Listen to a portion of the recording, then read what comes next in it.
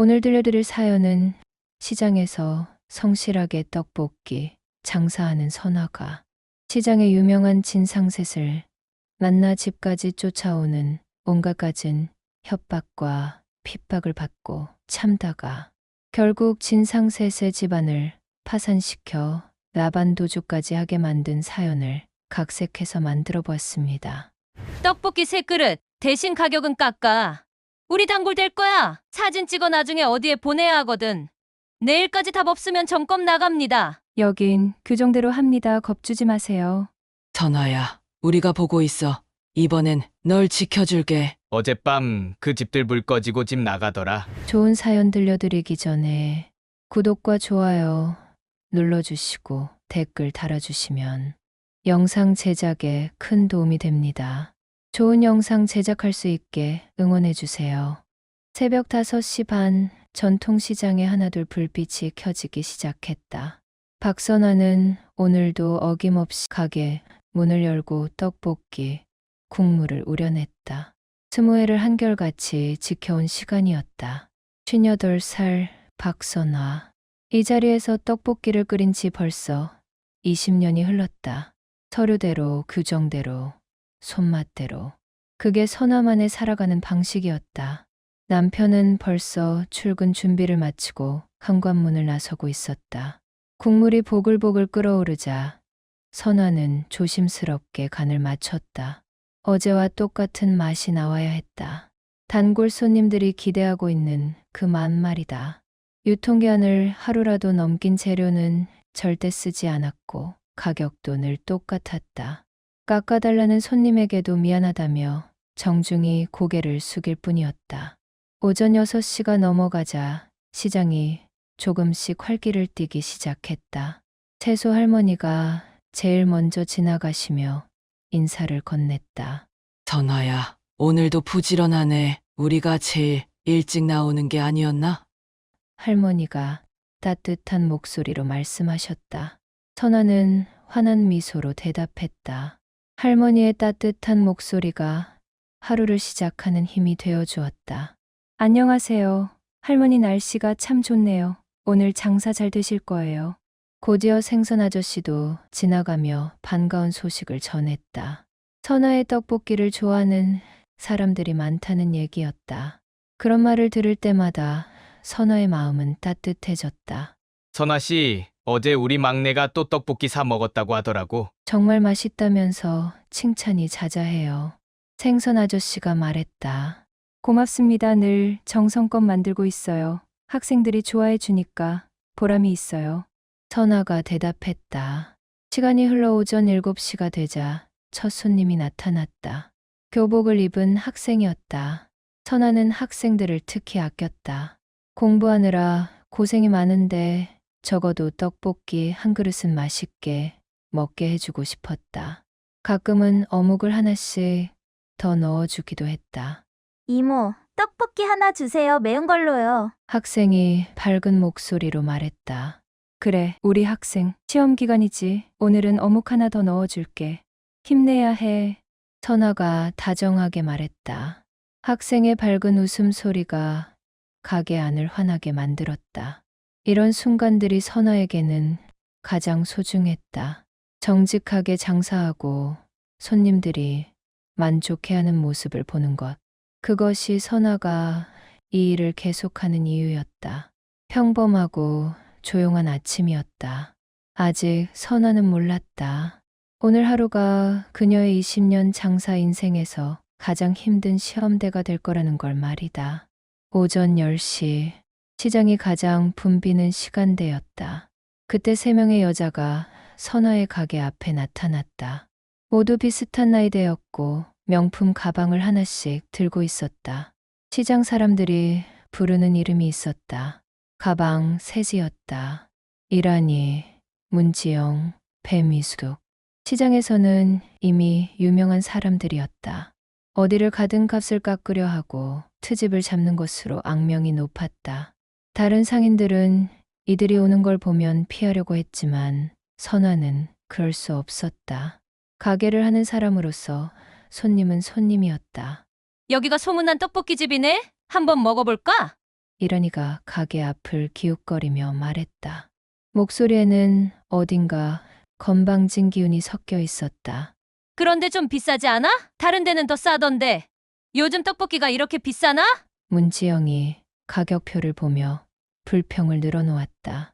아직 주문도 하기 전인데 벌써 깎을 생각을 하고 있었다. 맞아, 요즘 물가가 얼마나 올랐는데. 이렇게 받으면 안 되지. 융통성이 있어야지. 배미수까지 가세했다. 선아는 조용히 듣고만 있었다. 이런 손님들을 상대하는 건 처음이 아니었다. 정중하게 하지만 원칙은 지키며 응대하는 것이 최선이라고 배워왔다. 어서 오세요. 뭘 드릴까요? 선아의 목소리는 여전히 정중했다. 마음속으로는 이미 불편함을 느끼고 있었지만 표정에는 드러내지 않았다. 떡볶이 3개 해주세요. 그런데 좀 싸게 해주면 안 돼요? 단골 될 테니까. 이란이가 말했다. 죄송해요. 저희는 정가로만 받고 있어요. 모든 손님께 똑같이요. 선아의 대답은 단호했다. 20년간 지켜온 원칙이었다. 누구에게든 같은 가격, 같은 맛을 제공하는 것. 그게 정직한 장사의 기본이라고 믿고 있었다. 어머, 융통성이 없네. 장사가 이렇게 딱딱하면 어떡해? 요즘 세상에. 문지영이 비아냥거리듯 말했다. 하지만 선아는 말대답하지 않았다. 그저 떡볶이를 만들 준비를 시작했을 뿐이었다. 선아는 평소와 다름없이 정성껏 떡볶이를 볶기 시작했다. 국물이 보글보글 끓어오르는 소리가 가게 안에 울렸다. 그런데 가방 셋은 계속해서 불만을 쏟아냈다. 그런데 여기 위생은 괜찮은 거야? 보건소 점검받은 지 얼마나 됐어? 배미숙의 말에 선아의 손이 잠깐 멈췄다. 위생이라는 말이 왜 위협처럼 들리는 걸까? 하지만 선아는 자신이 있었다. 언제라도 점검을 받을 준비가 되어 있었으니까.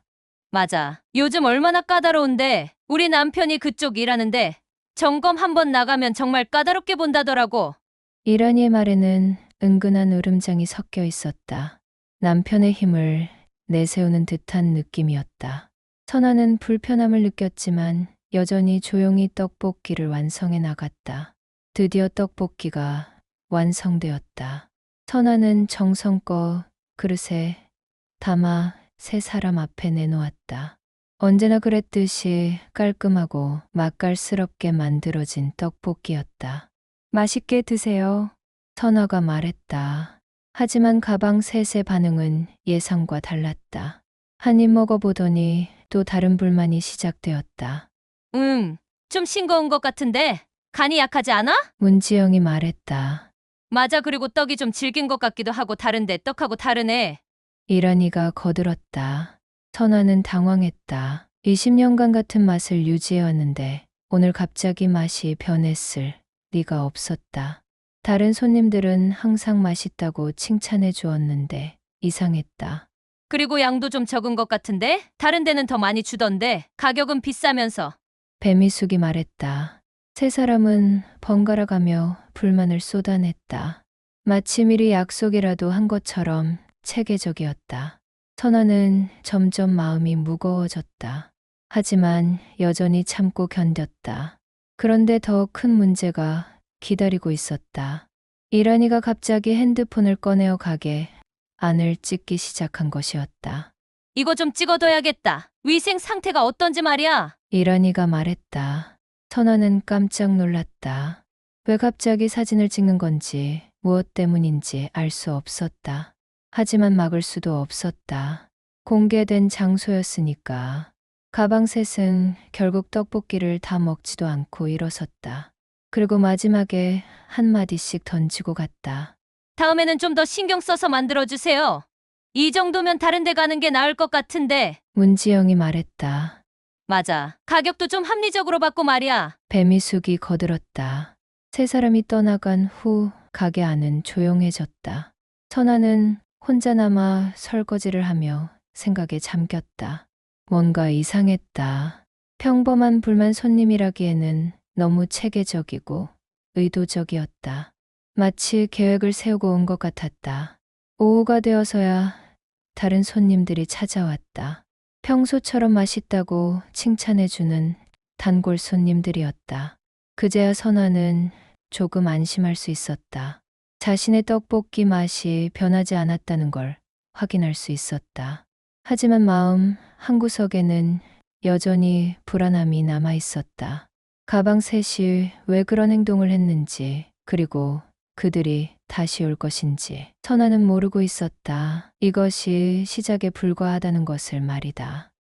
그날 오후 선아가 가게 문을 닫고 집으로 돌아가려는 참이었다. 하루 종일 가방 셋 때문에 마음이 무겁던 차에 뜻밖의 손님들이 다시 나타났다. 이번에는 남자들까지 함께였다. 가방 셋의 남편들이었다. 강태식, 유상우, 송진호. 모두 사업을 한다고 했는데 물류업, 하청, 공사업, 식자재 유통업이라고 했다. 덩치도 크고 목소리도 컸다. 선아는 본능적으로 위축되었다. 사장님, 우리가 낮에 와서 떡볶이 먹었던 사람들 남편입니다. 강태식이 가게 앞에 서서 말했다. 겉으로는 정중한 척했지만 어딘가 위압적인 분위기가 느껴졌다. 네, 그렇군요. 무슨 일로 오셨나요? 선아는 조심스럽게 물었다. 가게 문을 닫으려던 손이 멈춰 있었다. 사실 우리가 이 시장하고 일을 좀 하고 있거든요. 납품이 그런 걸로 말이에요. 유상우의 말에 선아는 고개를 갸웃했다. 시장과 무슨 일을 한다는 건지 이해가 되지 않았다. 이 시장에서 장사하시려면 여러 가지 알아둘 게 많아요. 위생이라든지 허가라든지 납품업체라든지. 송진호의 말에는 은근한 위협이 섞여 있었다. 마치 그들의 허락 없이는 장사를 계속할 수 없다는 식으로 들렸다. 선아는 점점 불편해졌다. 우리가 보기엔 사장님 가게가 좀 문제가 있는 것 같아요. 위생관리라든지 재료 보관이라든지. 강태식이 가게 안을 보며 말했다. 하지만 선아는 자신의 가게 위생 상태에 자신이 있었다. 20년간 한 번도 문제가 된 적이 없었으니까. 저희는 항상 규정에 맞춰서 하고 있습니다. 보건소 점검도 정기적으로 받고 있고요. 선아가 차분하게 대답했다. 하지만 새 남자는 비웃는 듯한 표정을 지었다. 사장님, 세상이 그렇게 간단하지 않아요. 점검이라는 게 어떻게 나오냐에 따라 달라지는 거거든요. 유상우의 말에 선아는 소름이 돋았다. 무슨 뜻인지 알 것 같았다. 점검 결과를 조작할 수 있다는 뜻처럼 들렸다. 그리고 이 시장에 들어오는 재료들도 우리가 관리하고 있어요. 좋은 재료를 싸게 공급해 드릴 수도 있고. 송진호가 의미심장하게 말했다. 납품 독점하고 있다는 뜻이었다. 선아는 점점 상황이 심각하다는 걸 깨달았다. 뭐 오늘은 인사차 온 거고요. 내일부터 우리 회사 재료 써보시면 어떨까요? 가격도 저렴하게 해드리고. 강태식이 명함을 내밀었다. 하지만 그것은 제안이 아니라 강요에 가까웠다. 선아는 명함을 받지 않았다. 저희는 이미 거래하는 업체가 있습니다. 오랫동안 믿고 써온 곳이라서요. 선아의 대답에 새 남자의 표정이 변했다. 더 이상 가식적인 미소도 없었다. 사장님, 고집이 센 것도 좋지만 너무 융통성이 없으면 장사하기 힘들어요. 유상우가 말했다. 특히 이런 전통시장에서는 더더욱 그렇고요. 주변 상인들과의 관계도 중요하거든요. 송진호가 거들었다. 두 사람의 말에는 협박의 느낌이 강했다. 선아는 두려움을 느꼈지만 동시에 화가 나기 시작했다. 정직하게 장사하는데 왜 이런 일을 당해야 하는지 이해할 수 없었다. 아, 그리고 사장님 집 주소 알고 있어요. 혹시 필요하면 집으로도 찾아뵐 수 있으니까 연락하세요. 강태식의 마지막 말에 선아는 완전히 겁이 났다. 집 주소를 안다는 것은 명백한 협박이었다. 이제는 가게뿐만 아니라 집까지 위험하다는 뜻이었다. 새 남자가 떠나간 후 선아는 한동안 가게 앞에 서 있었다. 다리가 후들거렸다. 20년간 장사를 해오면서 이런 일은 처음이었다. 무엇을 어떻게 해야 할지 막막했다. 그날 밤 집에 돌아온 선아는 남편에게 하루 있었던 일을 털어놓으려 했다. 하지만 남편은 늦은 회식이 있다며 일찍 나가버렸다. 선아는 혼자 남겨졌다. 밤 9시쯤 초인종이 울렸다. 선아는 가슴이 철렁했다. 혹시 낮에 만났던 사람들이 정말로 집까지 찾아온 건 아닐까? 공포에 떨며 문을 열어보니 정말로 가방 셋이 서 있었다. 사장님, 우리예요. 낮에 떡볶이 먹었던 사람들이요. 이란이가 환하게 웃으며 말했다. 하지만 그 미소가 더욱 섬뜩하게 느껴졌다. 무슨 일로 집까지 오셨나요? 선아는 떨리는 목소리로 물었다. 문을 완전히 열지는 않고 살짝만 열어둔 채였다. 아, 별거 아니에요. 그냥 이 동네 구경도 할 겸해서 지나가다가요. 문지영이 말했다. 사장님 집이 참 좋네요. 아파트도 괜찮고 차도 좋은 걸 타시고. 배미숙이 선아의 집과 주차장을 훑어보며 말했다. 마치 집안 사정을 파악하려는 것 같았다. 선아는 소름이 돋았다. 우리 남편들이 오늘 인사차 갔었죠. 어땠어요? 이란이의 질문에 선아는 대답하기 어려웠다. 솔직히 말하자니 큰 문제가 될 것 같았고 그렇다고 거짓말을 하자니 양심에 걸렸다. 네, 다녀가셨어요. 선아가 겨우 대답했다. 우리 남편들이 이 시장에서 일을 많이 해요. 앞으로 잘 부탁드려요. 문지영의 말에는 분명한 의미가 있었다. 앞으로 그들과 함께 일해야 한다는 뜻이었다. 그게 싫으면 장사를 계속하기 어려울 거라는 무언의 협박이었다. 시장에서 장사하려면 이웃들과 사이좋게 지내야 하는데 혼자서는 힘들잖아요. 배미숙의 말이 끝나자 세 사람은 의미심장하게 웃었다. 그리고 천천히 돌아서서 사라져갔다. 선아는 한참 동안 현관문 앞에 서 있었다. 온몸이 떨렸다. 문을 닫고 집 안으로 들어온 선아는 소파에 털썩 주저앉았다. 20년 동안 정직하게 장사해왔는데 왜 이런 일을 당해야 하는지 이해할 수 없었다. 남편이 집에 없다는 게 이렇게 외로울 줄 몰랐다. 그날 밤 선아는 잠을 이루지 못했다. 계속해서 낮에 있었던 일들이 머릿속에서 맴돌았다. 가방 셋의 차갑고 대산적인 눈빛, 남편들의 위협적인 말투, 그리고 집까지 찾아와서 보여준 집요함까지. 모든 것이 계획적이고 체계적이었다. 다음 날 새벽, 선아는 평소보다 일찍 일어났다. 한숨도 제대로 자지 못한 밤이었지만 오히려 머리는 맑아져 있었다. 거울을 보니 얼굴이 많이 상해 있었지만 눈빛만은 어제보다 단단해져 있었다. 선아는 조용히 서랍을 열었다. 그 안에는 지난 20년간 모아둔 각종 서류들이 가지런히 정리되어 있었다. 보건소 허가증, 세무서 신고 서류, 재료 구입 영수증, 임대차 계약서. 모든 것이 완벽했다. 남편 도연이 늘 정리정돈을 잘한다고 칭찬해 주던 바로 그 꼼꼼함이었다. 부장검사인 남편이 말이다. 선아는 남편의 직업은 사실 부장검사이다. 하지만 지금까지 한 번도 그 힘에 기대려 하지 않았다. 장사는 자신의 힘으로 하는 것이 맞다고 생각했다.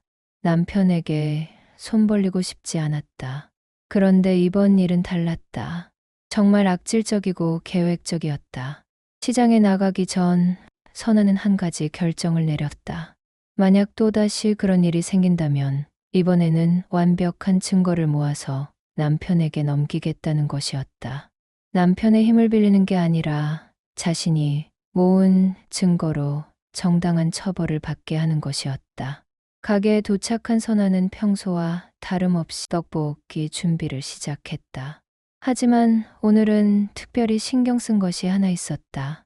핸드폰을 녹음 상태로 맞춰놓은 것이었다. 그리고 가게 앞 CCTV도 다시 한번 확인했다. 모든 준비가 완료되었다.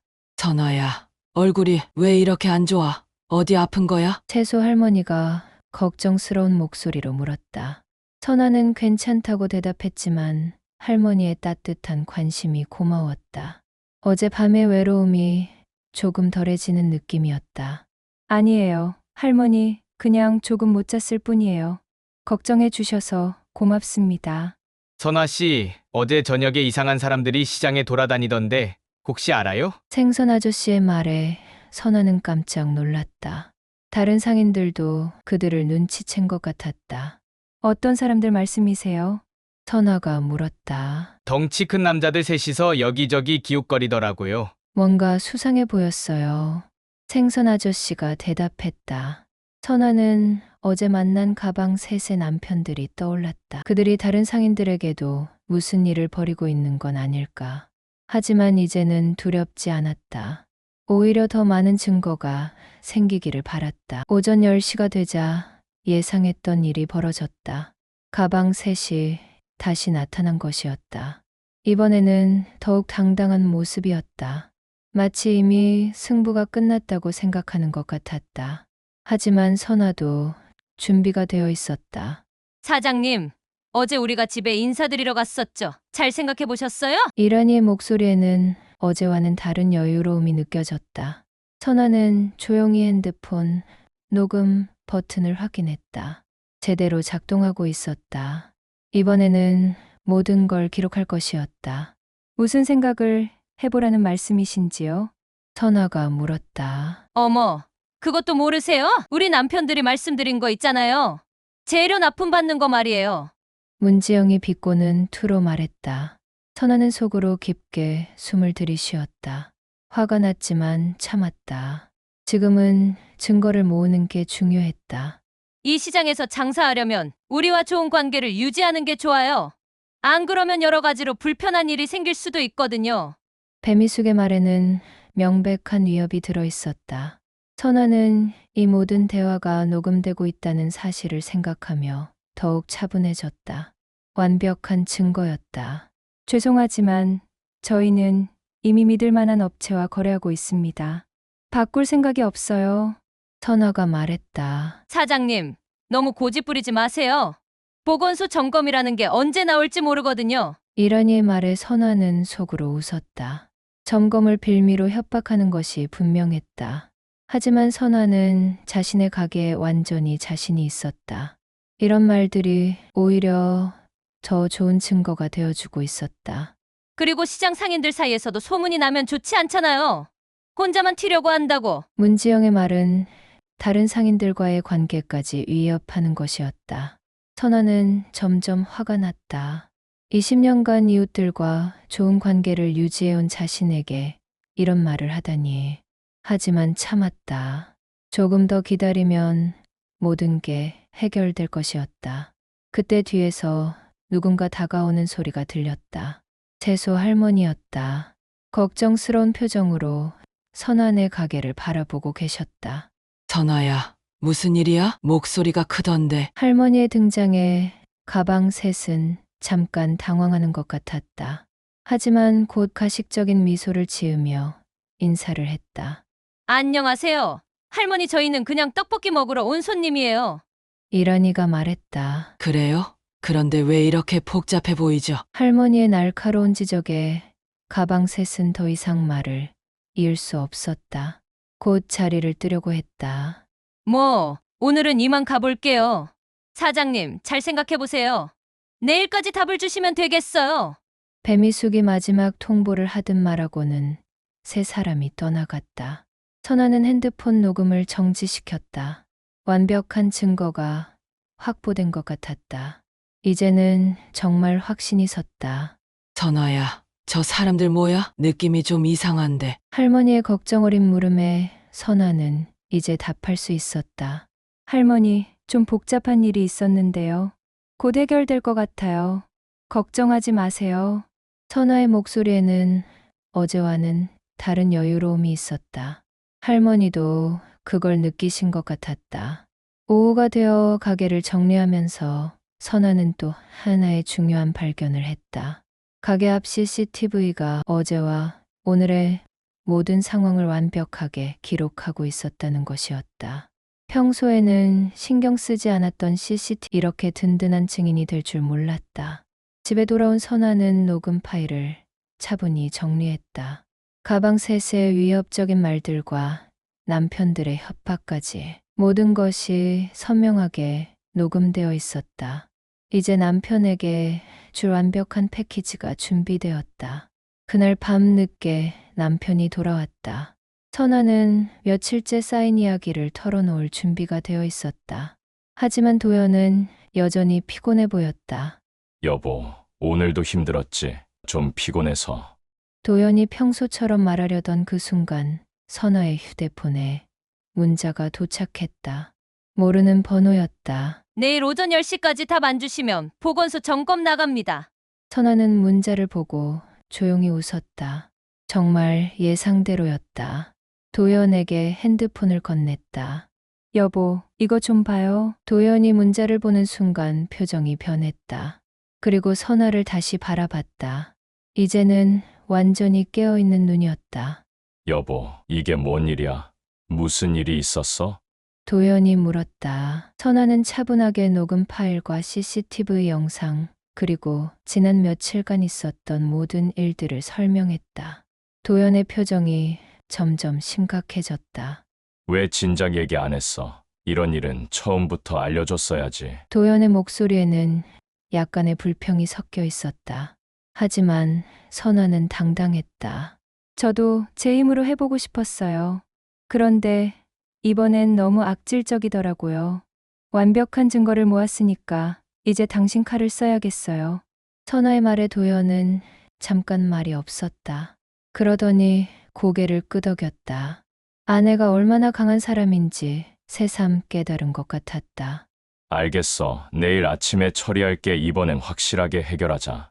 도연의 목소리에는 이제 검사다운 결연함이 들어있었다.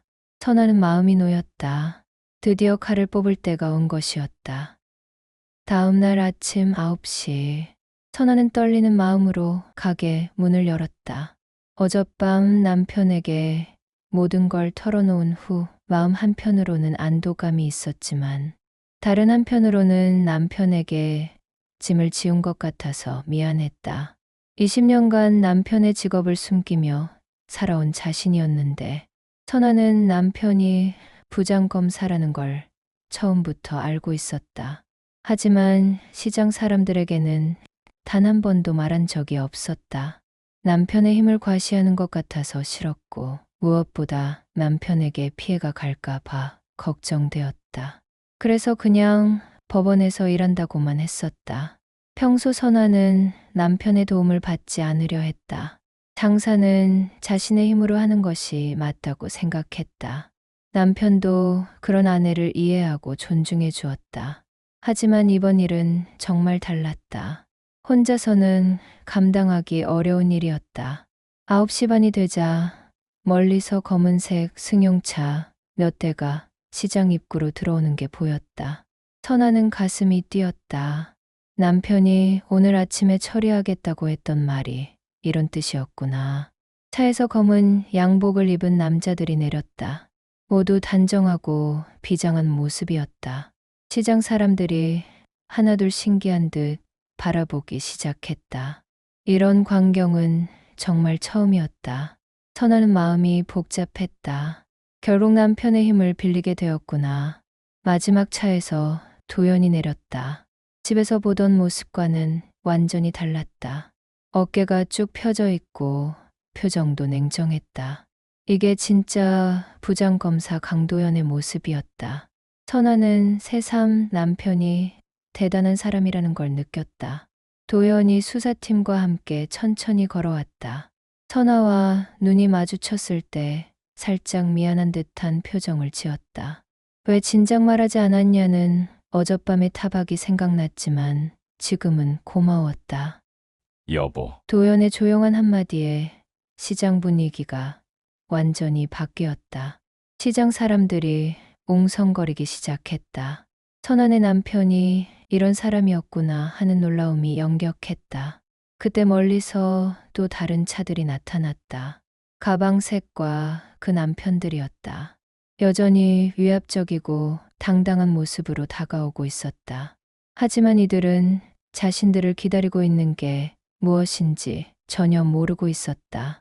사장님, 시간 다 됐는데 답 안 주실 거예요? 강태식이 큰 소리로 말했다. 여전히 선아를 압박하려는 모습이었다. 하지만 시장 앞에 늘어선 검은 차들은 전혀 눈치채지 못한 모양이었다. 보건소에서 곧 올 텐데 그때 가서 후회하지 말고. 유상우의 말이 채 끝나기도 전에 도연이 앞으로 나섰다. 그의 목소리는 평소와 완전히 달랐다. 차갑고 위험이 있었다. 강태 씨, 유상우, 송진호 씨들 맞습니까? 갑자기 나타난 낯선 남자가 자신들의 이름을 부르자 세 사람은 당황했다. 누구인지도 모르는 사람이 왜 자신들을 정확히 알고 있는 건지 이해할 수 없었다.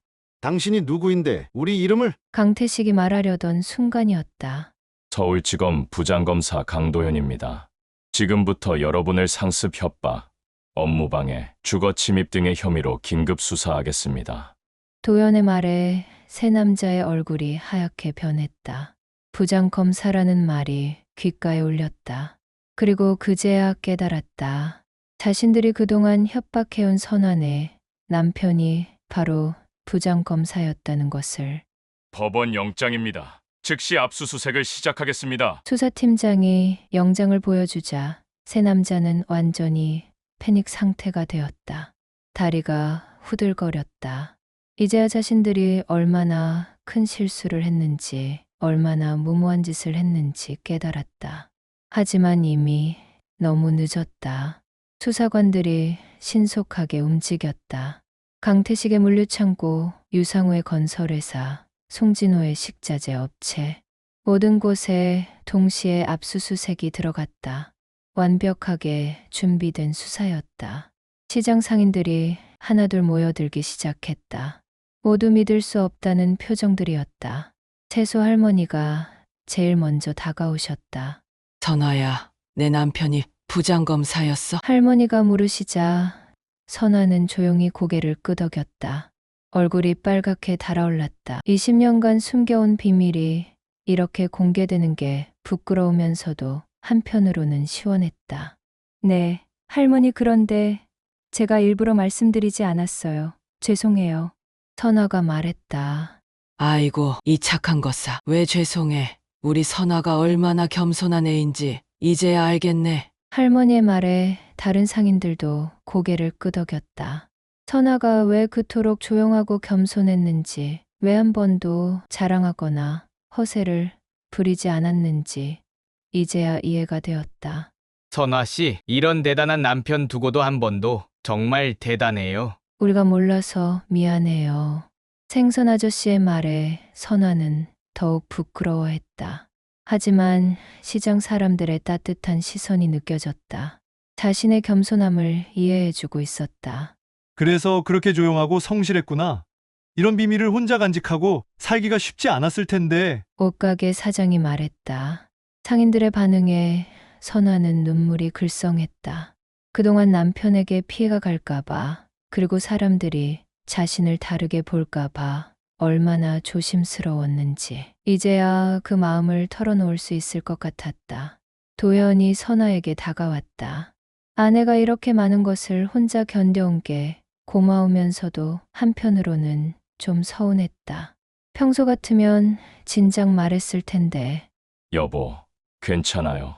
정말 고생했어요. 진작에 말했으면 될 것을 왜 이렇게까지 참았어요? 너무 심한 거 아니에요? 도연의 목소리에는 걱정과 약간의 서운함이 섞여 있었다. 평소 같으면 이런 일이 있으면 바로 상의했을 텐데 이번에는 왜 이렇게 오래 혼자 참았을까? 미안해요, 여보. 이번엔 당신 일과 너무 연결될 것 같아서. 괜히 당신한테 피해 갈까봐 그랬어요. 근데 정말 너무 심했어요. 선아의 말에 도연은 한숨을 쉬었다. 아내의 착하고 꿋꿋한 성격을 너무 잘 알았기 때문이었다. 하지만 이번만큼은 너무 무리했다. 알겠어요. 그래도 앞으로는 이런 일 있으면 바로 말해요. 부부끼리 뭘 그래요. 도연의 말에 선아는 고개를 끄덕였다. 이제야 어깨에서 무거운 짐을 내려놓은 기분이었다. 수사가 진행되면서 충격적인 사실들이 밝혀졌다. 강태식의 물류회사는 유통기한이 지난 식자재를 새 라벨을 붙여서 유통하고 있었다. 유상우의 건설회사는 부실공사와 서류 위조가 일상이었다.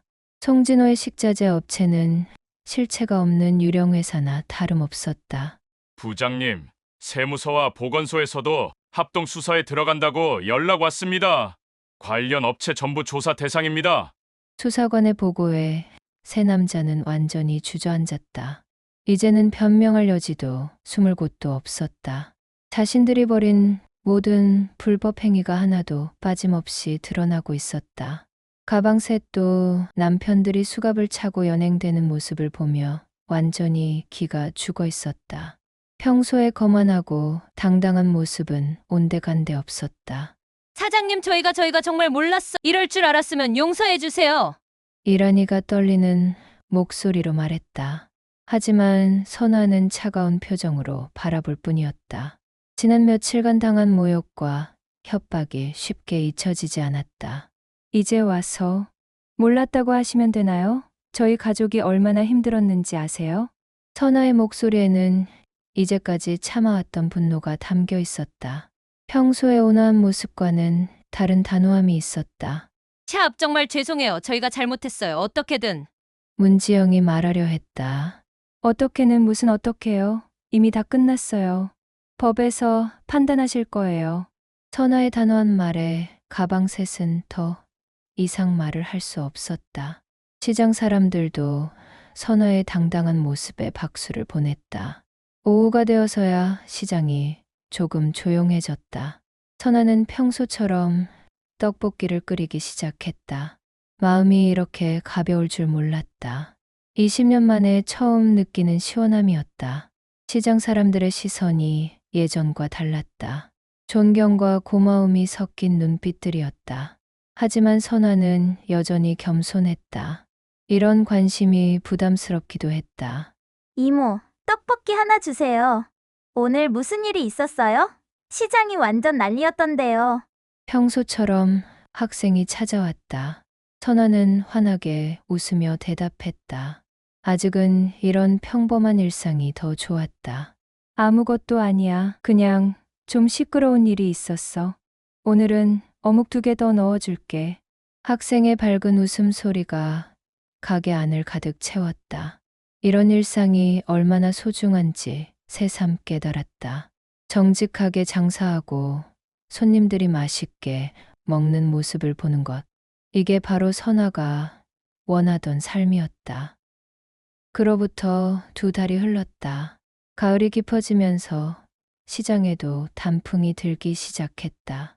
선아는 오늘도 어김없이 새벽 5시에 일어나서 가게 준비를 했다. 하지만 마음은 예전과 완전히 달랐다. 가벼웠고 평안했다. 재판 결과가 나왔다. 강태식은 사기와 식품위생법 위반으로 실형 2년을 받았다. 유상우는 건설업법 위반과 서류 위조로 집행유예 2년과 함께 거액의 벌금을 물었다. 송진호는 유령회사 운영과 탈세로 영업정지 3년 처분을 받았다. 모든 게 법대로 공정하게 처리되었다. 그 뒤로 가방 셋은 시장에서 완전히 사라졌다. 남편들의 사업이 완전히 망하면서 채권자들에게 쫓겨다니고 있다는 소문이 들렸다. 집도 차도 모두 압류당하고 빚을 피해 이 동네를 떠났다고 했다. 선아는 그들을 원망하지도 동정하지도 않았다. 자업자득이었다. 시장 분위기는 완전히 달라졌다. 상인들은 선아를 보는 눈빛이 예전보다 더욱 따뜻해졌다. 하지만 선아는 여전히 겸손했고 여전히 정직하게 장사했다. 그게 선아다운 모습이었다. 선아야, 이제 정말 마음 편해졌겠다. 악한 놈들은 다 사라지고. 채소 할머니가 따뜻한 미소를 지으며 말씀하셨다. 정말 그랬다. 선아는 20년 만에 처음으로 마음 편히 장사할 수 있게 되었다. 네, 할머니. 덕분에 마음이 많이 편해졌어요. 할머니도 건강하시고요. 선아가 대답했다. 선아 씨, 그 사람들 완전히 망했다더라. 소문 들어보니 채권자들한테 쫓겨서 야반 도주했다던데. 생선 아저씨가 시원해하는 목소리로 말했다. 시장 사람들도 모두 속이 시원하다는 표정이었다. 그렇다고 들었어요. 그런데 저는 이제 그런 얘기 듣기도 싫어요. 우리나 열심히 살죠. 선아의 말에 상인들이 고개를 끄덕였다. 역시 선하다웠다. 남의 불행을 즐기기보다는 자신의 일에 집중하는 모습이. 며칠 후 시장 입구에 작은 현수막이 걸렸다. 정직한 장사, 따뜻한 이유, 우리 모두 서로 지킵시다라고 쓰여 있었다. 상인회에서 만든 것이었다. 이번 일을 교훈 삼아 다시는 이런 일이 생기지 않게 하자는 뜻이었다. 선화의 가게도 예전보다 더 많은 손님들이 찾아왔다. 하지만 선화는 변하지 않았다. 여전히 같은 가격에 같은 맛으로 정성껏 떡볶이를 만들었다. 그게 선화만의 방식이었다. 이모, 오늘도 떡볶이 주세요. 요즘 더 맛있어진 것 같아요. 단골 학생이 밝은 얼굴로 말했다. 똑같이 만드는데 왜 더 맛있대? 마음이 편해져서 그런가 보다. 선화는 환하게 웃으며 대답했다. 이모 얼굴도 더 밝아졌어요. 뭔가 좋은 일 있었나 봐요. 학생의 말에 선화는 빙그레 웃었다. 정말 그랬다. 마음이 편해지니 모든 게 더 좋아 보였다. 저녁 무렵 남편 도연이 평소보다 일찍 집에 돌아왔다. 요즘 들어 가족 시간을 더 소중히 여기게 되었다. 여보, 오늘은 어땠어요? 많이 바빴어요? 도연이 물었다. 적당히 바빴어요. 좋은 바쁨이었고요. 당신은 어때요? 선화가 대답했다. 저도 좋아요. 앞으로는 이런 일 생기면 바로바로 말해요. 혼자 끙끙 앓지 말고요. 도연의 말에 선화는 고개를 끄덕였다. 이번 일로 부부 사이도 더욱 돈독해진 것 같았다. 그날 밤 선화는 오랜만에 깊게 잠들었다. 악몽도 없었고 불안함도 없었다. 마음이 정말 편안했다. 20년간 지켜온 정직함이 결국 자신을 지켜준 것이었다. 다음 날 아침 선화는 또다시 새벽 5시에 일어났다. 오늘도 정성껏 떡볶이를 만들 것이고 손님들을 반갑게 맞을 것이다. 서류대로, 규정대로, 손맛대로. 그게 바로 선화의 삶이었다. 시장에는 평온이 찾아왔다. 그리고 한 가지 교훈이 남았다. 사이다는 차갑게, 사람은 따뜻하게. 정의는 분명히 실현되지만 그 이후의 삶은 여전히 따뜻해야 한다는 것. 그것이 진정한 어른의 지혜였다. 이 사연은 전통시장에서 정직하게 살아가는 한 여성의 용기와 그녀를 둘러싼 따뜻한 이웃들의 이야기입니다. 때로는 차가운 정의가 필요하지만 결국 사람 사는 세상은 따뜻하다는 게 느껴졌습니다. 선화처럼 묵묵히 자신의 자리에서 최선을 다하는 모든 분들에게 이 이야기를 바칩니다.